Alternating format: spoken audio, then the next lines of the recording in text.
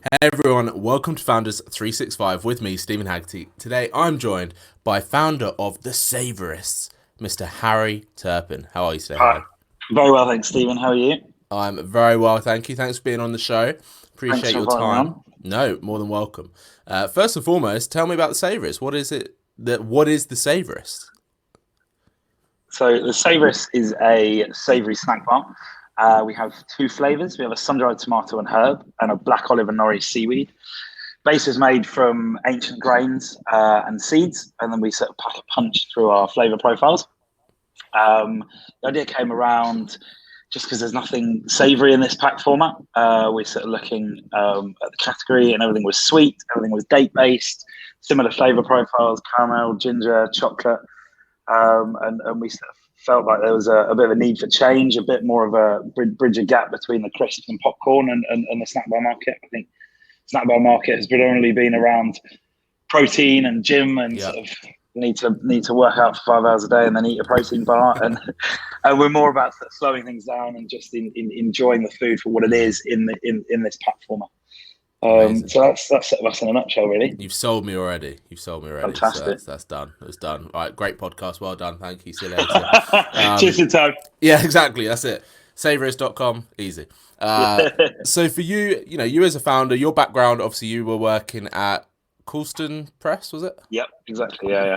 How did it go from working for them, which is obviously a huge setup, lots of money behind them, been around for a while, lots of different products, to going, right, actually, you know what, I want to do my own thing. I want to get out there. I've got this product in mind. Talk me through that process of effectively going from like an employee to doing your own thing. Yeah, absolutely. I mean, I was super lucky. Causden was a fantastic learning experience. I arrived pretty fresh out of university, and my sales director at the time gave me a rucksack, and he said to me, "Here's a load of cans." It was the launch of their sparkling range, which is a Nice. great product. And he filled up a branded rucksack for me, and he was like, "Right, off you go." And I was like, "What do you mean off you go?" And that was it, really. There wasn't an office at the time. It was quite a big brand, but it was a completely new category for them launching into sparkling, and my role for the first year was literally sort of a rucksack on the back and selling into your independents. And I think Love that. from sort of doing store checks in Whole Foods right the way through to your sort of local corner shop, independent cafes, delis, and just sort of walking the streets, really, which initially was quite exciting when you sort of get to 4 p.m. on a Thursday and the pub's cooling. It's pissing with rain in November. It's not so exciting, but it was fantastic. It was great grounding, and my boss at the time said to me, "Harry, there's no such thing as bad weather. It's just bad clothing." So you kind of knew that the role was going to involve Yeah, a he lot of was sort of prepping you for a out and very about. wet Yeah, yeah. There days. was there was no smoke and mirrors. But no, it was a fantastic experience, and sort of gave me that real kind of grassroots, Yeah. sort of talking to people and pushing a product. I think the way the industry's gone is obviously at the moment with COVID, it's slightly trickier to do things like that. But it really allowed me to kind of sort of get that confidence of just being able to walk in and pitch something and Mm. have confidence in the product and move about, sort of making connections and stuff. So I started doing that. As I said, I was there for about a year, and then moved into sort of managing some wholesalers and slightly bigger accounts, and then ended up doing some export work, which at the time was super exciting because we sort of got a bit of travel involved, and sort of some nice boozy dinners with our distributors, and the kind of the fun started to roll in. I was incredibly lucky, like that the cans were a rip roaring success, and the business grew Yeah. astronomically while I was there, and was just in the right place, right time. Really had Mm. some fantastic people who had started that business, and people who were on the What a board. place to learn though for you. Exactly. I mean, it really was the sort of university of food and drink for me. Like, you had Yeah. members on the board there who were ex Green and Blacks. They'd sort of set up Green and Blacks and then sold Mm. it. They'd Mark Palmer, who is ex marketing director of Pret a Manger, and we'd have meetings where, at the age of sort of 21, 22, I was there having to sort of do a monthly update to these guys, and you sort of initially you're shaking and worried about what they're going to say, and then before you know it, you're 5 pints in at the pub afterwards and having a great time. So it was a fantastic atmosphere. I sort of fell in love with the world of food and drink, and never looked back, really. I think that the transition period came the soft drinks sugar tax happened while I was there, and it just sort of got me thinking about the way that we consume food and drink, and sort of how we need to sort of progress this and move forward, and see how we can make things slightly healthier. And I think it really stuck with me, the amount of effort that went into the sugar tax, because obviously you had to change ingredients, and that means cost increase, and therefore you have to go out to trade and put your price increases through, which again was some fantastic experience, but it gave you a lot of time to think about sort of where the industry is moving. And I think from my side, I started looking at other categories. I sort of jumped back a little bit. I'd always been interested in setting up a business. I think the buzz of having so your fingers in every part of the pie, as it were, and every bit of the business really excited me. I think had I gone corporate, I would have been fired, because I just a true test of an entrepreneur. Yeah, I had a couple of sort of internships early doors, and we'd have meetings, and I was constantly throwing out ideas. I think I annoyed a few people because they're sort of like, at the time I thought this idea was fantastic, and whether it was or not, the timeline of when they wanted to do it, they'd obviously already thought about it. It's me thinking that I knew everything, which obviously at the time I didn't. I still don't. But, so yeah, we sort of was quite excited about setting up a business. I think when I was at school, it's that classic kind of, I gravitated towards selling anything I could, and I went across on holiday one time, my gran, and she bought me a load of fake wallets, which we ended up selling in school, and like all those sort of stories. I like the way your first school venture was like proper just illegal. Yeah, it was, and it was just funded by my gran. We're skipping so many steps. Well, let's just go into counterfeit goods. That's it, exactly. And then so university was gravitated towards that standard kind of set up a nightclub night, and the buzz from there really just sort of, I knew that I didn't know what I wanted to do, but I knew that at some point I wanted to gravitate towards that. So back to Cawston, and was looking at other categories, and as I've said initially, the amount of sweet snack bars that were out there were it's crazy, and we did a sort of taste test on a load of bars, and these bars are fantastic, right? They're there for a reason. The category has exploded for a reason, and I'm never going to sit here and say there's no need for them, because there is. I think what we want to try and do is just evolve it. So we bought maybe 15 bars and unwrapped them all and tried them on a table and removed the branding completely. And I think so 8 or 9 of them, they were like, well, I can't tell which one's which. Like they taste the same, and that for me was a real moment of kind of, this is just fuel. It's not, there's no real sort of food here. It is around that. It's not an experience of flavour. Exactly. And I think it's a sweet treat, and it's obviously evolved from your kind of confectionery, your Mars bars and your Snickers, and I think the one watch for me was when Mars bar launched a Mars protein or Snickers. I think it was Mars protein, and they just chucked a load. And they've just chucked a load of whey protein in a Mars bar, and you're like, okay, cool, right? And put the word protein on the front. Yeah, and like, exactly. And then Jim starts selling it, and you're sorted. Exactly. And so I wanted to steer clear of that side of things, and I, as you can tell, I'm quite into my food, and enjoy a sort of eating occasion, and I think that's where I really wanted to bring in the eating occasion. And actually, by moving savoury, we were allowed to explore some flavours that maybe hadn't been tapped into before. I think one of the challenges for us was around creating something that's commercially viable and mass market, but interesting enough to be like, oh, okay, that's seaweed. Like, how did you overcome that challenge then? How did you overcome that sweet spot of this is going to be mass market, but also still getting what you want to achieve? I can't sit here and say we've overcome it, because we're definitely still in it, evolving. But I think by sort of trying to bring in flavour profiles that work together, but also having them interesting, but not polarizing. So sun-dried tomato and black olive, a lot of people have tried that, and they'll know whether they like it or not.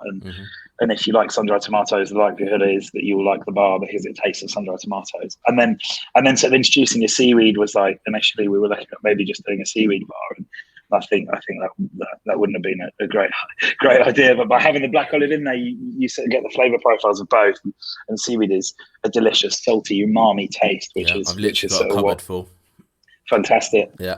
And that's sort of what we wanted to incorporate. But again, I don't want to not be able to move into that mass market space. So I think it's something that we sort of always sort of come and creating new flavors and looking at what we can launch next and the kind of evolution of the brand. And that that really sticks with us, is around kind of how do we push the boundaries? How do we make it super exciting, but at the same time, like, we're never going to appeal to everyone. That's not what we want to try and achieve. Sure. Like, I'd rather have sort of 6 people that absolutely love us than 20 people that are like, oh yeah, it's okay. But at the same time, 6 is key rather than just one. Yeah, if that makes sense. Those 6 people absolutely love you. Exactly, and I think what we found over the past few months, especially, is we've got something really exciting, which is, it is quite Marmite-y. So some people are like, wow, this is amazing, it's umami and it's fantastic, it's flavoursome, it really sort of gets your taste buds going. Yeah. And other people are like, I just don't get it. Like, I want, when they try the bar, they're expecting sweet. So it's an educational piece from our side. Was that something hard for you to overcome, though? The fact that people didn't like it? Yeah, at first, absolutely. And I think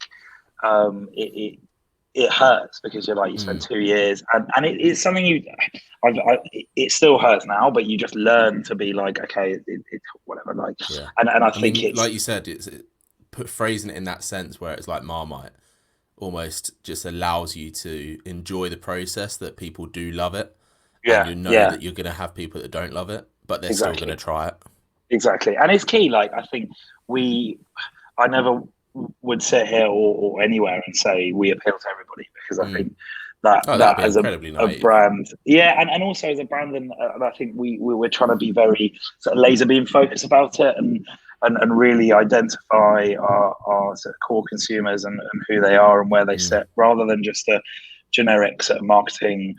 This is our demographic, it's between 18 and 30. It's like, well, hold on a second, there's a hell of a lot more demographics within that, even within, so I don't know, you're 23, you've got people that walk the dog, and there's dog walking groups, and then people that are real foodies, and even within foodies, it's like vegan foodies, and actually splitting that out for us has really helped sort of align. I think when we first launched, we created a recipe that wasn't very good, and it we had some issues with shelf life, and I was legging it around Planet Organic stores, sort of buying up a load of stock and making sure that consumers weren't having a bad first experience with the brand, which at the time was quite painful. I remember buying maybe sort of 10 bars from a Planet Organic that were likely to go moldy in the next few days. The cashier probably was like, oh, these must be really good. Yeah, well, exactly. But we were on offer as well. I think we were on 25% off. And the cashier was like, wow, you fantastic job. Like, you've got a real good bargain today by buying them. I was like, if only you only you knew that not only have I paid to get these on shelf, I'm paying for the promotion and then buying it back. But so I think, so having those real sort of hard moments, and look, we're still super young as a company. Like, we're still learning every day, but actually at the time it hurt a lot. And now I look back and I'm like, thank goodness we had that, because it now allows us to get to where we are today, and really sort of narrow down where we want to go, and kind of let laser beam focused, and hopefully move forward. What's been one of the most surprising things that you've come across with focusing down on your products, your own business, as opposed to obviously when you're in Cawston, where you had that support, you had a huge amount of resources behind you? What's been the one thing for you that you just kind of didn't expect that you've had to gone through? Yeah, I think a couple of things. The first thing would be like gut instinct. I think a lot of people, you hear on a lot of sort of founders who speak about gut instinct. And before I went in and sort of became in that moment where like, you have to trust your gut, I was always kind of like a bit of an eye roll. Like, it's kind of a buzzword. Like, what does that really mean? And like, it's a bit sort of like, oh, okay, here we go. But actually being in that process, like the previous recipe, I was laser beamed. I had someone else who used to work with me, who's now left the business, who was a nutritionist, and we were laser beamed into kind of really low sugar, and low sugar means like less than 1 gram of sugar, and actually like my relationship with the thought process of that and exploring our consumers was like, actually we can still have low sugar but have some sugar in it, and the flavor profiles are fantastic, because it's naturally occurring sugars from real sun-dried tomatoes, from real black olives, rather than trying to create flavour from powdered ingredients that meant our nutritionals were fantastic. And actually doing a bit more sort of research and getting to know our consumers better, the ones who are going to eat us regularly, we are a foodie brand. They're looking out for their health, but they're not people who are kind of like, I track my macros every single day and I know exactly what I'm putting inside my body and how many calories are there and blah blah blah blah blah. It's more about that kind of slightly healthy lifestyle, and I think that was a big sort of learning curve early doors, was trust that gut process and actually kind of like trust that what you're doing from a consumer research and engaging with your consumers is the right thing to be doing. Definitely. Let's talk about the branding then, because your colours are bold, they're punchy. You know, you're here to make a sound, you're here to make a noise. For you, what was the thought process of going down the branding side, the marketing side? Did you want to be that sort of, I guess a way to describe it is like that Instagram company, right? Where you've got loads of followers, you've got a huge, big network on there. Did you have that sort of thought process, or did you just go, look, we want to get into retail? Because obviously you got into, what's the word I'm looking for here? The retailer. Planet Organic. Yeah, there we go. Yeah. You got into them, but what's your thought process behind branding and marketing as a whole? I think, the sort of Instagrammable brand is obviously a thing. I think the day and age that we live in now, like, you can't ignore it. I think the consumers that we're going after, we want to be a brand where they feel like they can post a picture on it because they want to be seen with it. But at the same time, that's not the be all and end all for us. I think if we went too much down that route, it becomes quite fake. And a lot of what we stand behind now is that we're foodie, we're not fake, and there needs to be some substance behind what we're doing. I think you can really stunt the growth as well if you go too much down that route. Yeah, absolutely. And I think consumers are waking up. Not waking up, that sounds ridiculous. They're awake to the fact that Instagram has now become a platform to sell, and with influencers, like, now the hashtag ads, like, they have to disclaim that now, and it's become the kind of new television ad break. And actually, for the first time the other day, I saw an influencer who actually put an ad break into their set of stories, and it was her going, and then suddenly it was like, stay tuned for an ad break. And I was like, whoa, I've never seen that before. But that kind of sort of is just moving even more in that direction. How people are consuming. Exactly. But I think from a branding perspective, we're in an incredibly saturated category. And at the moment, we are, as far as I'm aware, one of the only savoury brands who are really heroing savoury in that category. And it is a fine line between sort of shouting about the fact we're savoury enough to stand out, but at the same time know that we haven't invented savoury. So we're kind of like, it is trying to hero it rather than pretend that we've invented savoury, because obviously we haven't. And it's is there a art of, I guess, education as well? Because I guess a lot of people just assume that bars in this sort of packaging and in this sort of shop have this sort of protein and this sort of health benefit. Massively. That's exactly it. And I think when we were going through the sort of branding stage, we kind of looked at snack bars, and inherently, again, this is no bad word against sweet bars, because there's some fantastic brands out there who I find incredibly inspirational. But a lot of the sweet-based snack bars have the same sort of generic design codes, where it's quite childish, it's quite playful on that sort of sweet tooth. It's quite playful on the sweet tooth side of things, and it really. So we wanted to make sure that we weren't in that side of things, and by doing that, we were looking at sort of layers of flavour that come through on the bar when we're eating them, and how do we convey that on packs? So you can actually see on the packs in my background there that the way that we did that was sort of layer on the artwork in there to try and get across the fact that you are going to have a slightly more sophisticated eat. But then at the same time, we need that education piece to be front and center, so people do know that. And there's ways that we're trying to do it at the moment with Shelf Bar, because we're nowhere near where we need to be. We're sort of still very much in the first gear at the moment. But working out how we get that education piece across is going to be a real challenge, but also something that's super exciting, because we're trying to push the category forward I want to educate people about Yeah. the fact that you can have savoury in a bar. No, and I think your brand portrays that really nicely. But one thing that you just touched upon there, as opposed to some other brands in that childish sort of manner, it is really interesting that you've gone down that. I guess you guys were brave and owned it. That you went, no, actually we want sort of an adult feel to something, an adult snack bar. Kids aren't really that going to be interested in seaweed, that kind of thing. It is sophisticated, and that's really Yeah, refreshing absolutely. to see on the marketplace as well. I think we work with a design agency who are fantastic, and so we work really hard on exactly that and around sort of.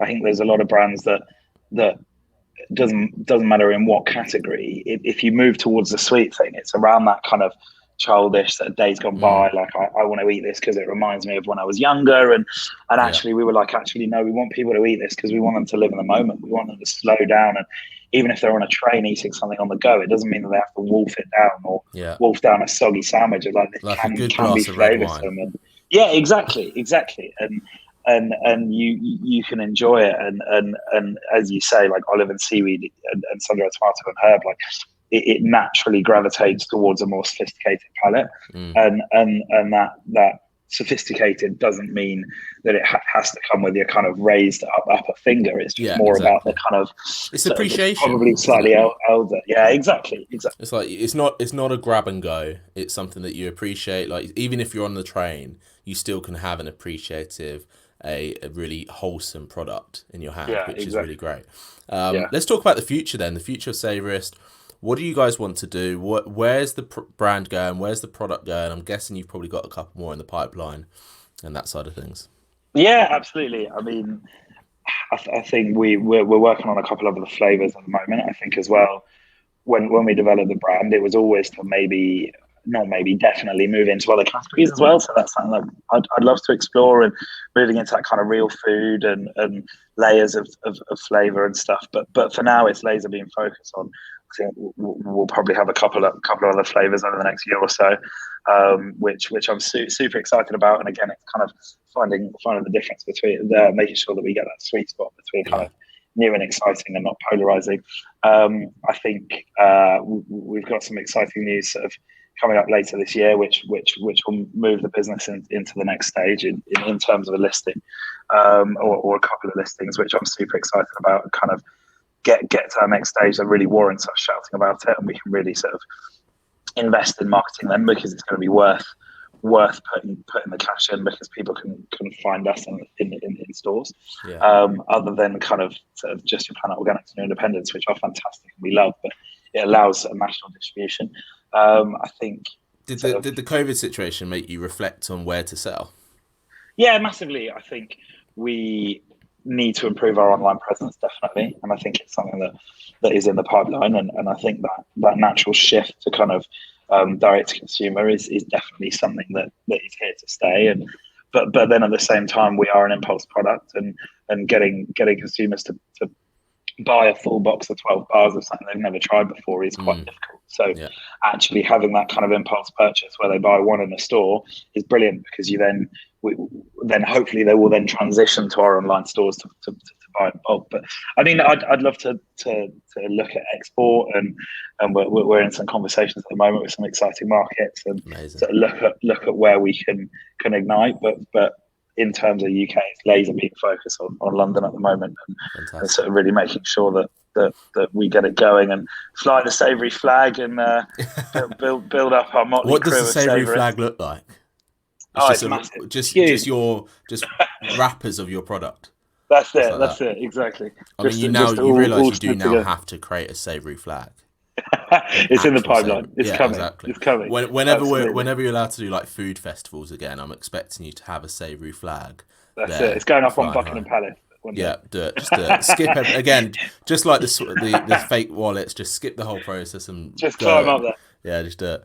Great. Um, What they say is there's no bad press or something like that. that's it. Yeah, exactly. I'm not sure that's Um, completely true, but yeah, no, I don't think it is either. But there we go. So love it or hate it. If we piss some people off in the process, that's yeah, okay. exactly right. But listen, Harry, I would love to just summarize this episode with you, to gauge some learnings from your side of thing over the last couple of years of what it's been like to sort of run a business like this, run a business that is a product rather than a service, and maybe a two or three learnings that you've taken away from it and what you've adopted moving forward. Yeah, absolutely. I think the first one is what we spoke about sort of slightly earlier on, just around that gut, trusting your gut, and actually you know it better than anybody else on this planet because it's yours. And but then on that same hand, listen to other people because there's other people out there who will give advice. And I think that the second one would be go out and get advice because you'd be so surprised at how amazingly generous people are with their time and they want to see you succeed. There's people out there who will give you pretty bad advice, but you take little nuggets. But if you throw the net out and decide what you listen to, great. I think the last thing would be just do it. And again, it's that cheesy sort of listen to your gut line. But if you go out there to be like, we're going to take on America and the whole world, and we want to build a brand, it's scary, right? Whereas if you break it down and you're like, I have an idea, how do I make this? Okay, I need to go to a manufacturer. And if you do it in like small little steps like that, like how do I get to a manufacturer? Well, I need to contact these. Before you know it, you could well become that global brand, but you're not thinking about being a global brand. It's like, what do we need to do in the next month? What do we need to do? What do I need to do today in order to get to the next stage? And then suddenly you look back and you're like, wow, I'm here and it's happening. That's kind of what I'd say really. I think we'll have to speak again in maybe like 2 years' time and see where you're at then, and we can look back and just think, oh, what an amazing journey. Because no doubt in 2 years you are going to be at heights you don't even think about now. Hopefully, we'll wait and see. We'll brick by brick, bar by bar. There we go. That's how we do it. Fantastic. Harry, I guess the final question is how can people get their hands on the Savourist? Yeah, wicked, the best bit. Savourist.com online, at the.savourist on socials. I'm Harry at the Savourist. If you ever want to drop me a message, we're still on Amazon. Just type in the Savourist and you'll find us there. And that's us in a nutshell, really. Perfect. Harry, thank you so much for coming on Founders 365. I've loved hearing this story. Thanks so much, Stephen. Really appreciate it. Thanks for having me on. Thank you. And thanks everyone for listening and watching. This has been Founders 365.